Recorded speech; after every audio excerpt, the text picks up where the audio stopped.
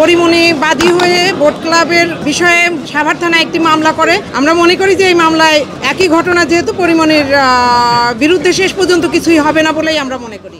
বিজ্ঞ আদালত বলেছেন যে আইনজীবী এবং গণমাধ্যম কর্মী আপনাদেরকে মামলার প্রচারণার বিষয়ে সংযত হওয়ার জন্য বিজ্ঞ আদালত আহ্বান জানিয়েছেন, যাতে যথাযথ তথ্যটা যায় এবং আদালতে যে বিষয়গুলো একান্তই বিচারিক সেই বিষয়গুলো যাতে বাইরে না যায়, এই বিষয়ে বিজ্ঞ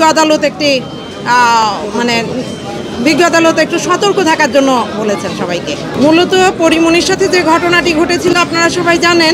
পরিমণি বাদী হয়ে বোট ক্লাবের বিষয়ে সাভার থানায় একটি মামলা করে, যে মামলাটি এখন বিচারিক আদালতে আছে। অলরেডি সে সেই মামলায় জবানবন্দি দিয়েছে।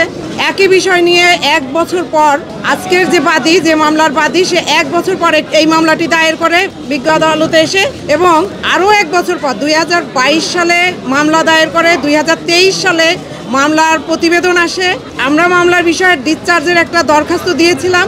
বিজ্ঞ আদালত আমাদের সময়ের দরখাস্ত নামঞ্জুর করে চার্জ ফ্রেম করেছেন বিধায় আমরা বিজ্ঞ আদালতে ডিসচার্জের দরখাস্তটি শুনানি করতে পারিনি। তবে আমরা মনে করি যে এই বিষয়ে আরেকটি মামলা চলমান থাকা সঠিক হয়নি বলে আমরা আইনজীবীরা মনে করেছি বলেই দরখাস্ত দিয়েছিলাম।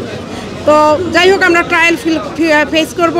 আমরা মনে করি যে এই মামলায় একই ঘটনা, যেহেতু পরিমণির বিরুদ্ধে শেষ পর্যন্ত কিছুই হবে না বলেই আমরা মনে করি। হ্যাঁ, আমরা অবশ্যই, যেহেতু এই আদালতে আমরা শুনানি করতে পারিনি, আমরা উচ্চ আদালতে যাওয়ার সার্বিক প্রস্তুতি নিব।